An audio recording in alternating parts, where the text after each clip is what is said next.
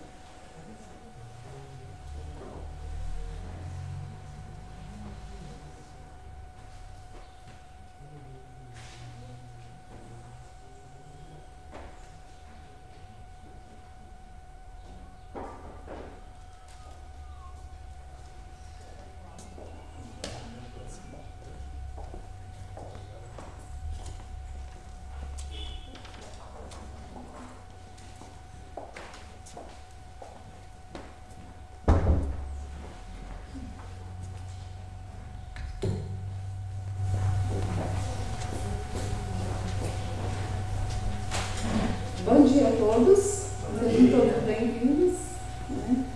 E avisos, nós temos que a gente reunião do conselho na terça-feira. E vamos fazer a leitura do Salmo do Provérbios 1 a 7.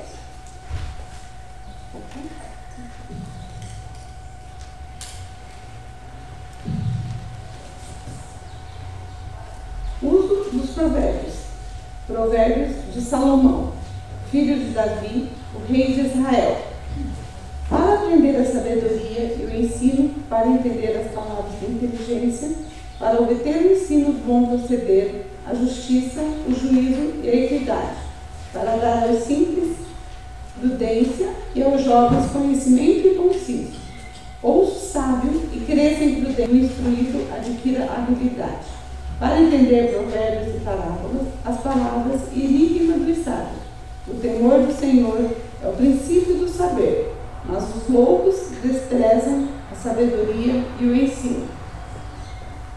Vamos orar. Bondoso Pai que está no céu, obrigado, Deus, por este dia lindo, pelo ar que respiramos, por esse sol que brilha lá fora, Pai. Obrigada, Deus, pelo teu amor, pelo teu carinho para as nossas vidas.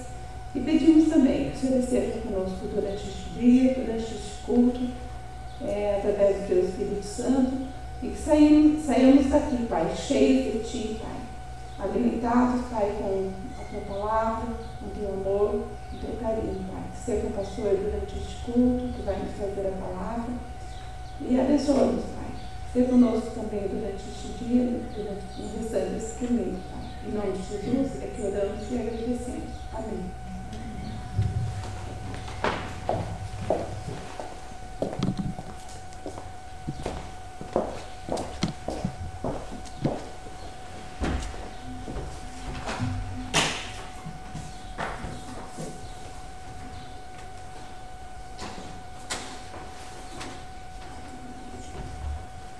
Bom dia a todos. Estamos mais uma vez na casa do Senhor, onde nós podemos louvar o seu nome. Temos a oportunidade de mais uma vez também ouvir a sua palavra e também nos alegramos com o poder de Deus nas nossas vidas. Quando nos sentimos fracos e pequenos, podemos sempre nos lembrar que temos um Deus grande e forte e que também a luz de Cristo Jesus possa brilhar nos lares de todos aqueles que nos acompanham este culto, em suas casas, para o louvor do Senhor.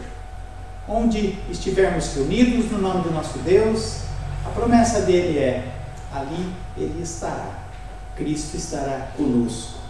Vamos nos colocar em pé. Convido a todos vocês, meus irmãos e minhas irmãs, para prepararem o seu coração para este culto com uma oração silenciosa.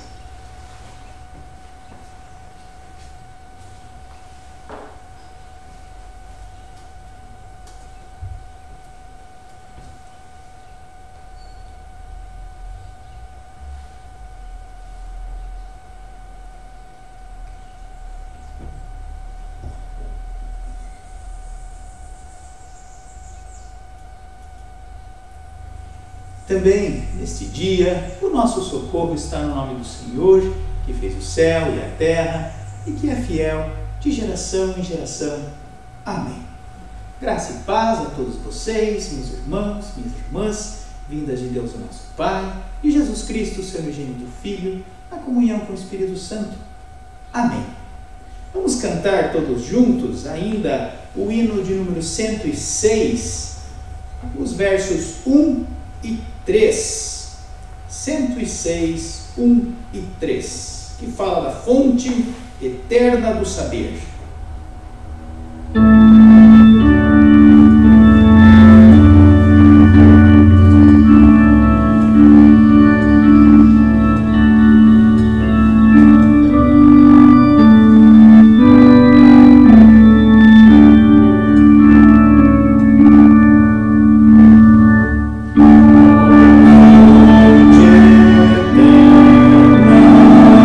Saber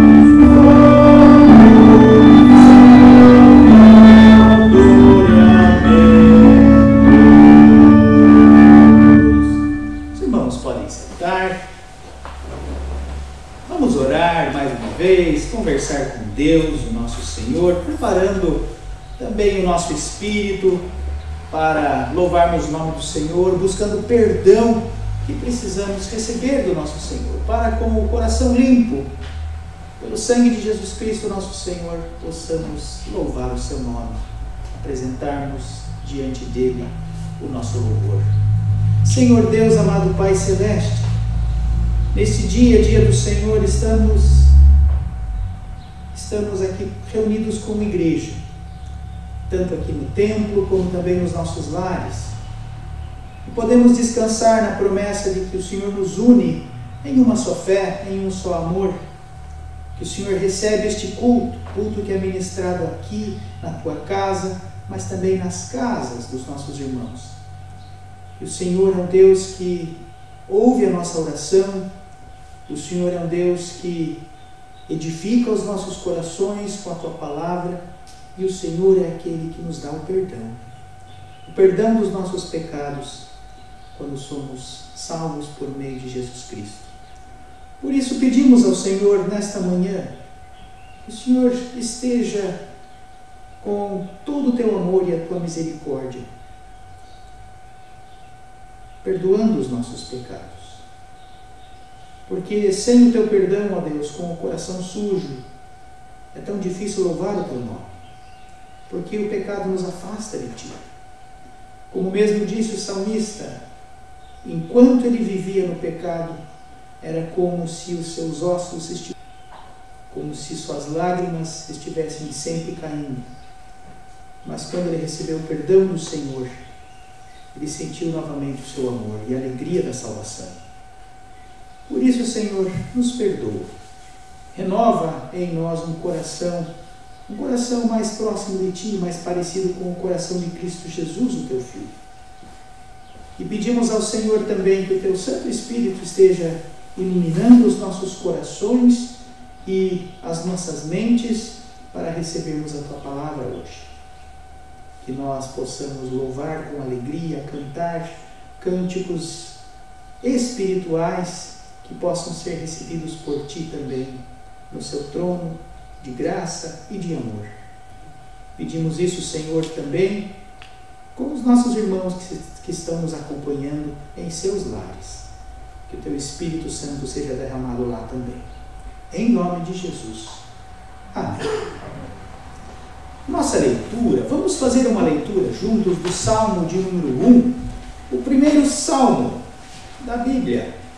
E este Salmo fala daquele que teme ao Senhor, daquele que busca viver na presença de Deus, em contraste com as pessoas que vivem longe da misericórdia e graça do nosso Senhor. Salmo 1, felizes são aqueles, diz o Salmo, ou bem-aventurados. O Salmo de número 1, versos 1 a 6. Vamos fazer a leitura responsiva. Felizes são aqueles que não se deixam levar pelos conselhos dos maus, que não seguem o exemplo dos que não querem saber de Deus e que não se juntam com os que zombam de tudo que é sagrado. Pelo contrário, o prazer deles está na lei do Senhor, e nessa lei eles meditam dia e noite. Essas pessoas são como árvores que crescem na beira de um riacho. Elas dão frutas no tempo certo e as suas folhas não murcham. Assim, também, tudo que essas pessoas fazem dá certo. O mesmo não acontece com os maus. Eles são como a palha que o vento leva. No dia do juízo, eles serão condenados e ficarão separados dos que obedecem a Deus. Pois o Senhor dirige e abençoa a vida daqueles que lhe obedecem. Porém, o fim dos maus são a desgraça e a morte. O último versículo desse salmo: pois o Senhor dirige e abençoa a vida daqueles que lhe obedecem. Porém, o fim dos maus são a desgraça e a morte. Ou seja, aqueles que andam com o Senhor, no caminho do Senhor, buscam os conselhos de Deus para a sua vida. E a consequência disso é uma vida de bênçãos. Viver segundo os princípios do nosso Senhor, as virtudes que nós aprendemos na palavra de Deus, apegados em Cristo Jesus, dirigidos pelo Deus Altíssimo. A consequência é uma vida de bênçãos. Deus abençoa, mas aqueles que não buscam o Senhor, o fim é a tristeza, a desgraça e a morte. Bem-aventurado, então, como diz o Salmo, aqueles que andam junto com Deus, o nosso Senhor, e medita na sua lei, que é fonte de toda a sabedoria. Vamos cantar, louvar ao Senhor com os cânticos.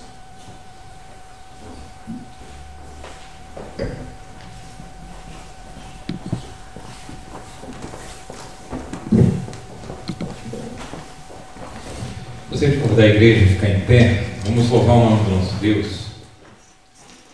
O louvor de número 139 nos diz: os que confiam no Senhor são como os montes de Sião, que não se abalam.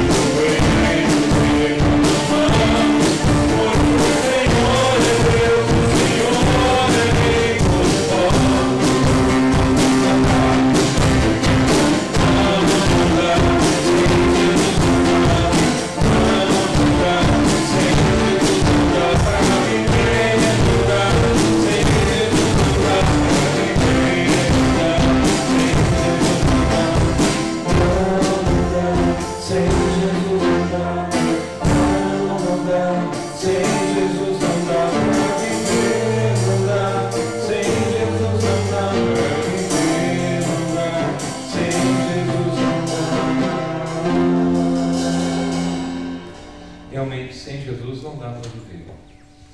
E nós sabemos que o nosso Deus é um Deus de aliança, um Deus de promessa e que não falha. Sei que teus olhos, sempre atentos, permanecem em mim.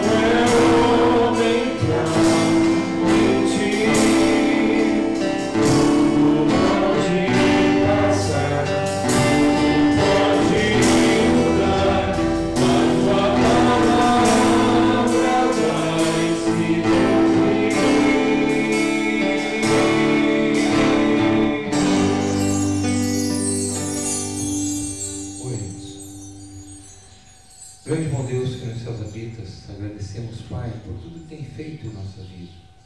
Também, Pai, agradecemos nesse instante porque estamos na tua santa casa de oração, erguendo louvores a Ti. E peço, Pai, que aceite esses louvores, que eles possam chegar até o Teu trono de graça.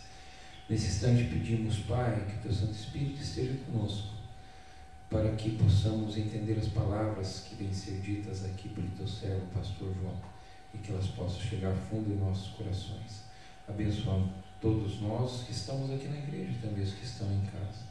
Em nome de Jesus pedimos e agradecemos. Amém. Pode sentar.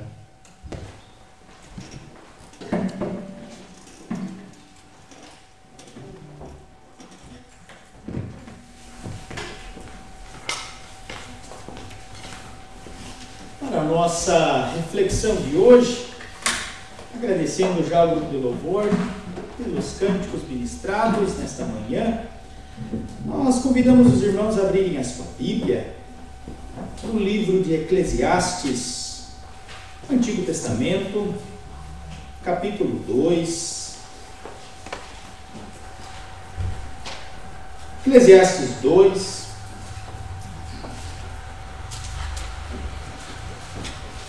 Os versos 12 a 26.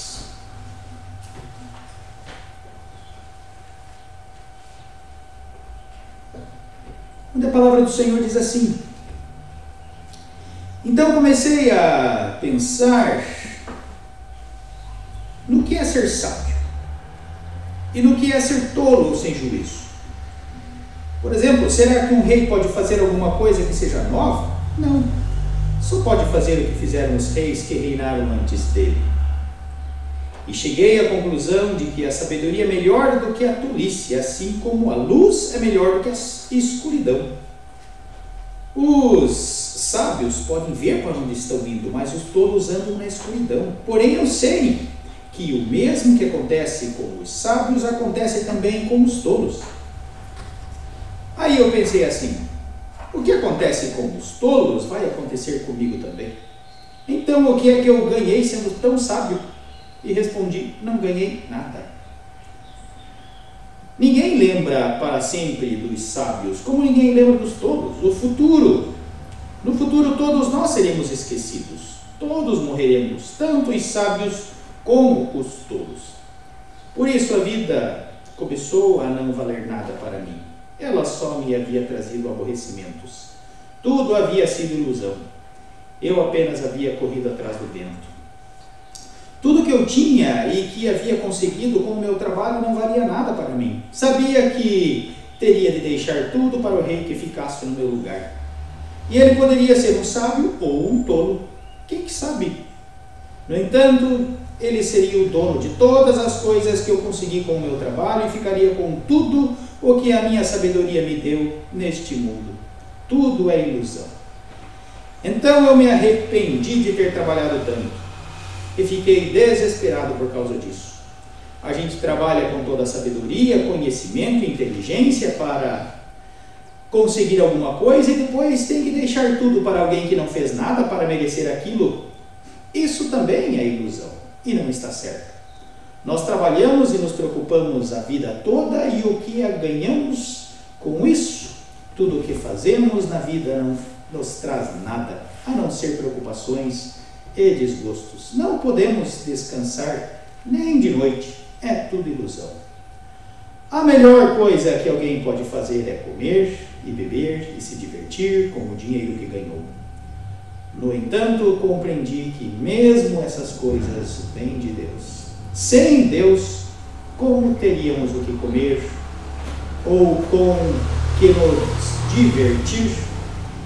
Ele dá sabedoria, conhecimento e felicidade às pessoas de quem Ele gosta.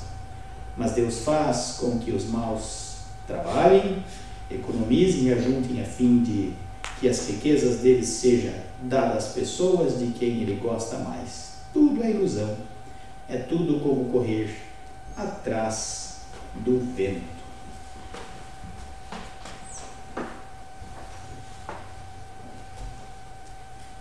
Nesse tempo em que estamos vivendo, muita gente fala que o desafio é descobrir de que forma podemos viver com sabedoria. que muita gente fala. E nesse tempo também a gente descobre que mesmo aqueles que querem trabalhar e querem fazer correr atrás dos seus sonhos, do nada, de uma hora para outra, as coisas mudam. Inclusive os planos precisam ser mudados. E o texto que nós lemos é um texto duro. Não é nada assim politicamente correto. Por isso, antes de a gente meditar um pouquinho sobre as palavras de Salomão, aqui no capítulo 2 de Eclesiastes, é preciso, talvez, você entender que tipo de pessoa você é. Alguma vez você já pensou nisso? Você é o tipo de pessoa mais romântica, mais sonhador, mais idealista? Ou você é o tipo de pessoa mais pé no chão, como alguns dizem, mais realista e mais objetivo? E talvez até mais prático com as coisas. Sabem por que eu pergunto isso? Porque Eclesiastes, aqui nesse texto do capítulo 2, vocês perceberam que ele não é nada romântico. Não é nem um pouco idealista. Parece que ele discute a vida humana sob um ponto de vista até bastante objetivo. Ele é meio franco demais até. E se fosse talvez ele como um pastor hoje, na verdade a palavra Eclesiastes significa isso, um pregador. Se fosse um pastor pregar dessa forma aqui, eu imagino que as pessoas até talvez se ofenderiam no meio do caminho. Porque ele é muito direto, mas ele não se preocupa. Ele não está nem aí se as pessoas vão se ofender com as palavras dele. Porque é como se Eclesiastes dissesse nesse texto aqui do capítulo 2, esse trecho que nós lemos: meu amigo, a vida é assim. Ponto. É desse jeito, debaixo do sol, que é uma expressão que ele usa. E se você ficar bravo, você vai ter 2 trabalhos: ficar bravo e se acalmar. Ponto. É o nosso amigo. E quem escreve isso? Quem é o tal do Eclesiastes, o pregador? É Salomão. Diz a tradição, tanto judaica como cristã. Salomão, que era um homem de Deus, que era, todo mundo já ouviu aquela historinha, um homem sábio que deu sabedoria ao invés de riquezas, e que, como qualquer um de nós, cometeu inúmeros erros, mas que é o segredo de Salomão. E o desafio, quando a gente lê o livro inteiro, é que a impressão que me dá é que Salomão, ele tentou vestir a roupa do mundo, tentou se apresentar e viver como uma pessoa que não tivesse Deus em sua vida, uma pessoa que constrói a sua vida, ou seja, sem Deus, para depois ele mostrar: não vale a pena. Aquilo que a pessoa constrói longe do Senhor não traz satisfação. E então Salomão desconstrói essa falsa segurança que o ser humano tenta ter longe de Deus e nos mostra uma alternativa. Ele diz: gente, eu fiz isso. Sabe quando você faz algo que não dá certo e você diz: gente, eu fiz e não deu certo, não teme, porque não vai dar certo também. E ele mostra essa alternativa de uma vida agora construída com Deus. Amigo, eu te mostrei o mundo como ele é. E você não precisa fazer como o mundo. O caminho esse, com Deus, esse caminho é melhor. É o que ele faz. E é aí que nós entramos no capítulo 2, que nós lemos hoje com vocês, deste livro, que nos ensina, em resumo, que a vida é um ciclo de acontecimentos. E esses acontecimentos vão se repetindo sempre de novo. É o famoso poema, a gente vê ali na frente, né? Há tempo para tudo. Vocês viram? Há tempo para colher, há tempo para plantar, há tempo para espalhar, há tempo para amontoar, há tempo para nascer, há tempo para morrer, há tempo de guerras e há tempo de paz. E a vida mergulhada dentro desse tempo. E nessa vida mergulhada no tempo, o que Salomão nos ensina é que essa vida precisa ser vivida com sabedoria. Sabedoria e muito trabalho. Só que aqui nós entramos no problema. E eu acho que é um pouco difícil de entender o que de fato Salomão quer nos ensinar nesses versículos aqui, do 12 ao 26. Que fala sobre sabedoria e que fala sobre trabalho. Porque se você vem comigo aqui e você lê esses versículos do 12 ao 26, você percebe que Salomão fala primeiro que a sabedoria é importante, a sabedoria é muito boa, e que nós devemos desejar ansiosamente a sabedoria. Inclusive ele faz a comparação de luz e trevas. Quem está e vive com sabedoria vive na luz, quem vive na insensatez é como se estivesse vivendo nas trevas. Depois Salomão fala do trabalho e fala que o trabalho é cheio de bênçãos e você pode viver também desfrutando dos prazeres que você conquistou com o seu trabalho. Mas do outro lado, o que Salomão fala também aqui? Que a sabedoria e o trabalho são inúteis. Como entender isso? Olha as palavras de Salomão. Eu vou ler em algumas traduções paralelas que eu fiz e juntei tudo para trazer uma específica para vocês. Salomão diz: eu percebi que a sabedoria é melhor do que a tolice, ou insensatez, e que a luz é melhor do que as trevas. E logo na sequência ele diz: no entanto, o que eu ganhei com isso? O que eu ganhei com isso? E ele diz: eu respondi a mim mesmo, eu não ganhei nada. De que adianta, conclui ele, de que adianta ser sábio? Como eu posso entender esse texto? E depois o texto segue adiante. Tudo aquilo que eu tinha conhecido como meu trabalho, conseguido com o meu trabalho, parece que não valeu nada, porque eu sabia que eu teria que deixar tudo para o rei que viria após mim, depois no meu lugar. E ele poderia ser ou um rei sábio ou um rei tolo. Quem vai saber?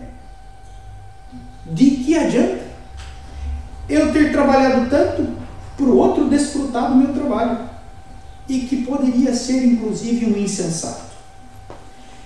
E o nosso desafio mais ou menos aqui hoje é esse: entender um pouquinho esse texto. Então vamos começar do começo. Em primeiro lugar, a gente precisa entender que Salomão está falando aqui dele próprio e do seu próprio sucessor, do seu herdeiro, aquele que haveria assumir o trono de Israel depois dele. É a segunda parte do versículo 12, quando ele diz: será que um rei pode fazer alguma coisa que seja nova? E daí ele afirma: não, ele só vai fazer aquilo que fizeram os reis que reinaram antes dele. Mas o desafio é entender um pouquinho a profundidade desse versículo. Percebo aqui que quando a gente lê esse versículo, na tradução que nós temos, ele vai falar de um rei que assume o trono, mas que segue o exemplo dos outros reis que viveram antes dele. Mas é aí que está o ponto.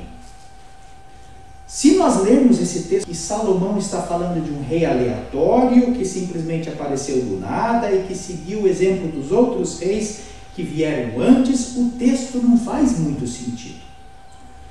Só que alguns manuscritos hebraicos, e isso é interessante, de Eclesiastes 2, desse versículo aqui, não fala de um rei aleatório. Algumas traduções poderiam ser feitas diferentes. Diz aqui que este rei não seguiu o exemplo dos outros reis que vieram antes, mas sim de um rei, no singular. Um rei que reinou antes dele. Ou seja, nós poderíamos dizer aqui: o que pode fazer o sucessor de um rei a não ser repetir aquilo que foi feito interior.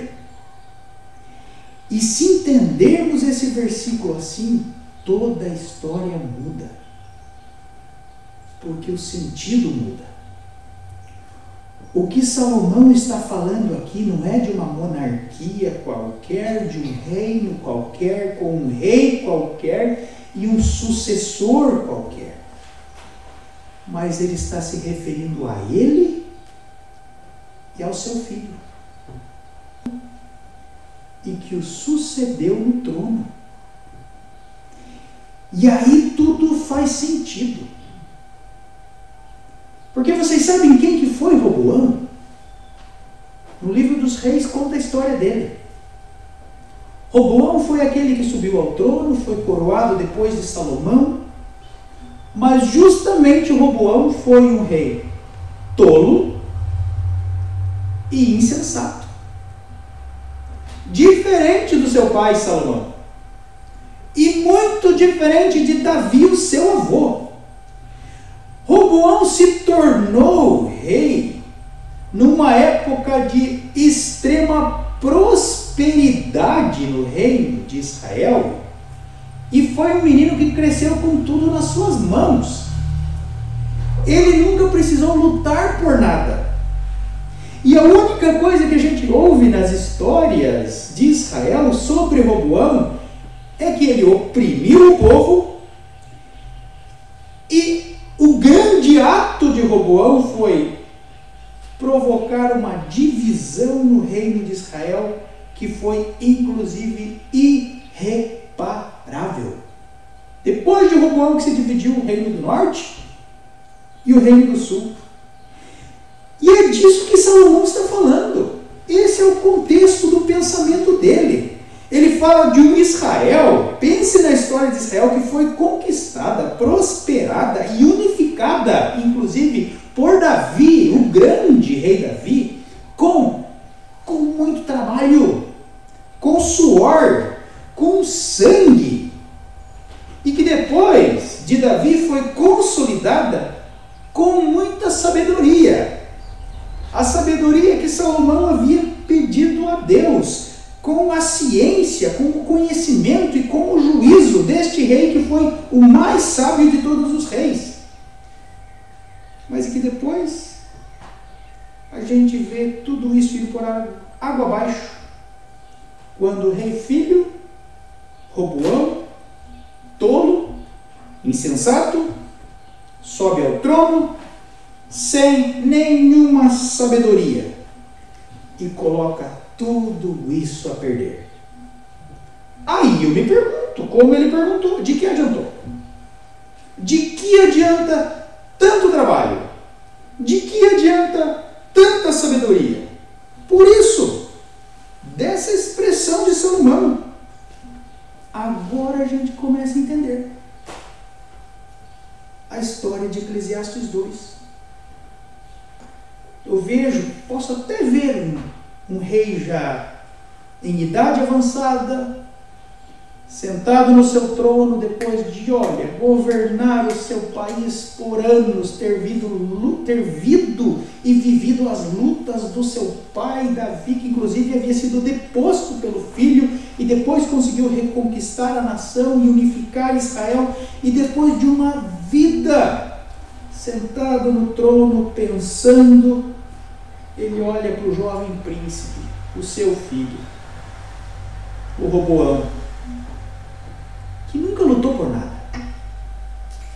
e que recebeu tudo. Ele não é um impulsivo qualquer que vai apenas na paixão, sem pensar nas consequências. E segundo lugar, no que ele diz, e o insensato não. O tolo é diferente. O tolo é aquele que anda nas trevas, ou seja, não consegue medir as consequências dos seus atos. O tolo é aquele que faz para depois pensar, e quando se dá conta, viu que pode ser um desastre. E pode causar um desastre. Não apenas para si, mas para as pessoas que estão à sua volta. E por isso, pensa comigo, imagine a frustração de Salomão, quando como pai vê isso acontecendo com seu filho, vê isso acontecendo dentro do seu próprio lar, Como lemos aqui, aquele que haveria de seguir o rei era o seu filho. E não está fazendo o dever de casa. Não é frustrante? Agora pensa na sua vida.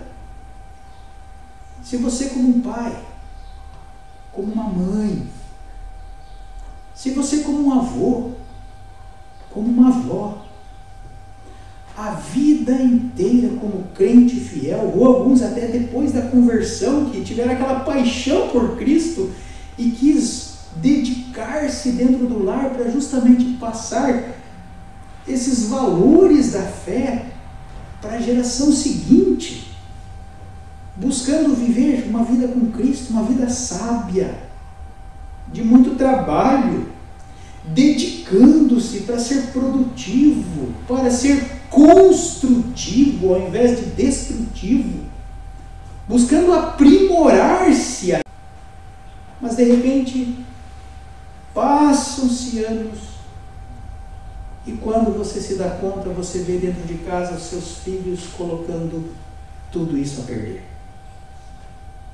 Ou às vezes um neto caminhando de um jeito meio estranho, meio irresponsável. É algo que você diz, puxa, eu não vejo firmeza na vida dele. Eu imagino que talvez seja algo dolorido. Porque uma das coisas que eu sempre ouço de muitos pais é: pastor, não é isso que eu sonhei para a vida do meu filho. Já ouviram essa frase? Eu já ouvi. Muito. Não são esses os valores que eu transmiti para os meus filhos. Não é essa a sabedoria que ele trouxe de dentro de casa. Por isso, a primeira exortação de hoje não é nem para os pais, mas é para os jovens. Jovens que estão aqui ou que nos ouvem em casa. Dizer assim: pense como vocês estão vivendo hoje. Pense se vocês realmente estão dando valor para os tesouros que envolvem a sabedoria e o exemplo de trabalho que vocês trazem dos seus pais. Ou seja, pense como nós estamos agindo, como eu quero suceder essa linha, essa cadeia, como eu quero ser aquele que vem depois, que vai seguir o rei, de que Salomão está dizendo aqui. E outro ponto para os pais. Pais, pensem em quais devem ser as prioridades na vida dos seus filhos. O que você está deixando para eles, além, eventualmente, de um bom estudo e de talvez algum bem que ele possa levar adiante. O que eu quero dizer aqui, meus irmãos, é que Salomão, em momento nenhum nesse texto, rebaixou a sabedoria. Pelo contrário, sabedoria para ele é algo que glorifica a Deus. É algo que vem lá do alto. E quando nós buscamos a Cristo em nossas vidas, nós podemos receber isso pela graça do nosso Senhor. E o desafio de transmitir isso adiante aos filhos. O nosso texto usa a palavra sucessores ou herdeiros. É um tesouro que ninguém pode roubar. Os tesouros construídos no mundo, esse, como disse até o próprio Cristo, a traça, a ferrugem e o ladrão rouba. E o ladrão rouba. Mas isso não. Sabedoria a gente leva. Mas voltando para o nosso texto, como vimos em primeiro lugar aqui, a sabedoria e o trabalho são valiosos. E em segundo lugar, Salomão também descobriu uma outra verdade. Mesmo a sabedoria sendo muito boa, e o trabalho, como a gente usa naquela expressão que dignifica o homem, ainda assim eles são limitados. E não vão garantir plena satisfação nessa vida. Ele diz: o que pode fazer o sucessor de um rei, a não ser repetir o que já foi feito pelo rei anterior. Lembra que eu coloquei no singular, pelo rei anterior, e não pelos reis anteriores. Ou seja, enquanto de um lado, Salomão estava preocupado com o seu filho, o Roboão, o príncipe. Do outro lado, Salomão sabia que ele próprio, ele, mesmo tendo recebido o mais elevado grau de sabedoria dos céus, ainda assim ele cometeu enormes erros. Fazer o que os reis anteriores fizeram, o que o rei anterior fez. E um dos erros de Salomão foi terrível. Salomão, em certo momento da sua vida, inclusive, caiu em idolatria. Que Deus se entristece demais com isso. Talvez até, eu fico pensando, será que o Roboão, o seu herdeiro, não haveria de fazer o mesmo? Salomão se arrependeu do seu pecado, do seu erro, mas será que Roboão se arrependeria? Se veja só as consequências dos erros dos pais. Às vezes um pai erra e se arrepende, mas o filho comete o mesmo erro e não se arrepende. E o que vemos aqui é que Salomão estava temendo e meio que prevendo, inclusive, aquilo que iria acontecer lá na frente. Que tudo aquilo que ele construiu com grande sabedoria, esforço, seria primeiro desfrutado. Ele fala aqui, vai ser desfrutado por um outro que vem depois de mim, e depois pulverizado por ele. Como ele mostra lá no versículo 18 e diante. Ele vai aproveitar e depois vai acabar. Tem aquele ditado bem conhecido no Brasil que diz, vem fácil, vai fácil. Vem fácil, vai fácil. E tudo que eu tinha conseguido, agora as palavras dele, com o meu trabalho, eu sabia que teria que deixar para o rei que ficasse no meu lugar. E ele poderia ser sábio ou tolo, mas ele seria dono de tudo e ficaria com tudo. E isso tudo é ilusão. Nós trabalhamos e nos preocupamos, mas o que ganhamos com isso? O que Salomão descobriu aqui? Ele descobriu que, do ponto de vista da satisfação pessoal, tanto a sabedoria, o conhecimento, as ciências são limitados, assim como o produto do nosso trabalho é. E aí vem uma reação simples humana. Ele descobre que ele é pequeno. Como nós somos fracos. E eu fico imaginando isso, inclusive, nesse tempo que estamos vivendo hoje, tempo de coronavírus. Mais do que nunca nós enxergamos isso. Um mundo cheio de tecnologia, um mundo cheio de avanço, de ciência, mas como a tecnologia, a ciência, a economia, empresas, o trabalho e as coisas que o mundo nos oferece, hoje estão de pé e amanhã podem sucumbir. E o que a Bíblia nos ensina aqui é que não adianta a gente fugir. Isso aconteceu agora, em 2020, mas vai acontecer de novo, lá na frente. A gente só não sabe quando e como. E o que é o segredo disso tudo é, por que eu vou confiar toda a minha vida nas coisas desse mundo? Que garantia o mundo vai me dar de satisfação naquilo que eu investi apenas com as minhas mãos? É tão interessante isso, porque esses dias atrás, conversando com uma pessoa que começou a investir nas bolsas, em ações, tem aqueles programas hoje, eu não sei bem como funciona, que a pessoa pode investir em ações, ela própria em casa, do celular até. E estava faceiro, sempre contando, olha, eu tinha 2.000, agora eu tenho 3. Só agora, em 2 minutos, eu ganhei 15 mil reais. E assim, contando vantagem. Então, de repente, tinha um tanto de dinheiro e um ano depois tinha dobrado a sua quantia de dinheiro. Mas aí, de repente, agora o que aconteceu com as bolsas lá, caíram lá embaixo. Despencaram. E daí, justamente na hora que despencou a bolsa, ele teve que usar o dinheiro. Porque precisou. Teve que sacar o dinheiro. E perdeu. Perdeu, na verdade, não só o que ele tinha ganhado, mas inclusive o dinheiro que ele tinha investido E o que isso nos mostra? Nos mostra que confiar neste mundo, nas coisas do mundo, isso é ilusão.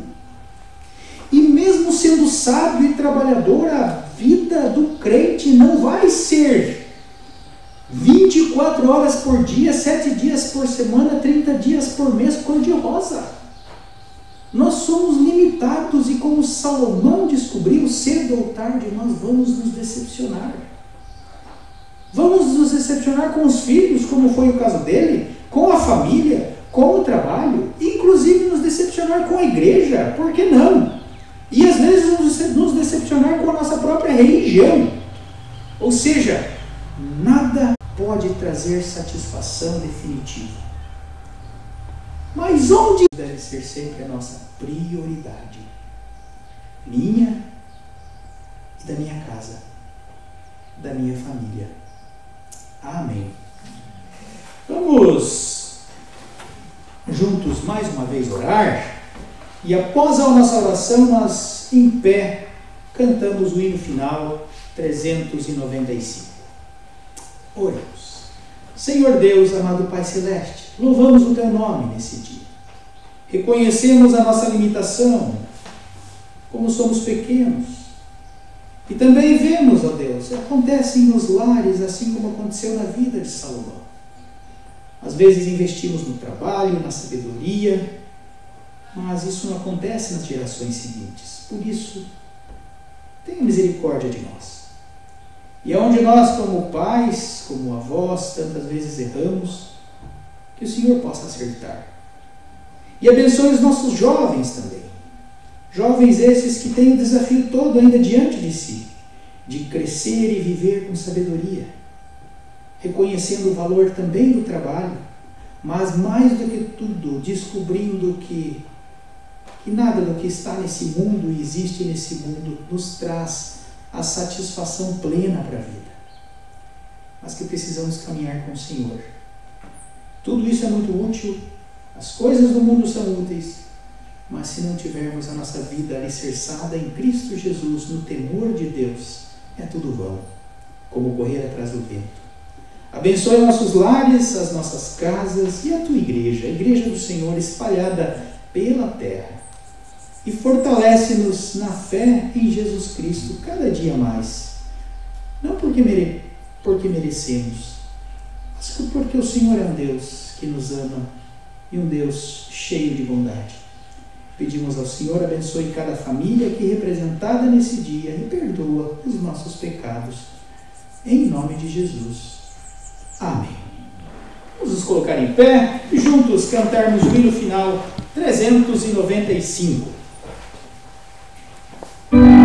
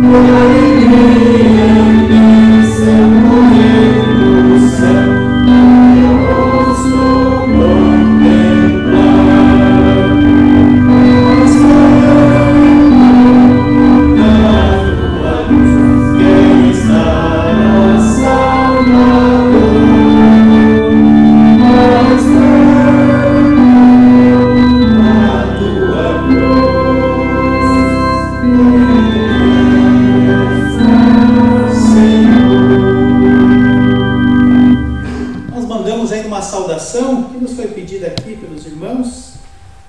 Mandamos uma saudação a toda a congregação, a toda a igreja reunida lá no norte do Paraná, em Londrina, que é uma congregação filha pertencente à IR de Tibagi, e aos irmãos de Cambé, que tem um ponto de pregação também, de Arapongas em Cambé, ao lado de Londrina, que estão nos acompanhando neste culto. Deus abençoe vocês, toda a congregação reunida, a igreja do nosso Senhor espalhada por esse mundo todo, né? A família da fé. Recebam agora a bênção do nosso Senhor. E que a graça do nosso Senhor e Salvador Jesus Cristo, e que o amor de Deus, nosso Pai, e que as bênçãos e as consolações do Espírito Santo estejam com todos vocês, meus irmãos e minhas irmãs, hoje e para todo sempre. Amém.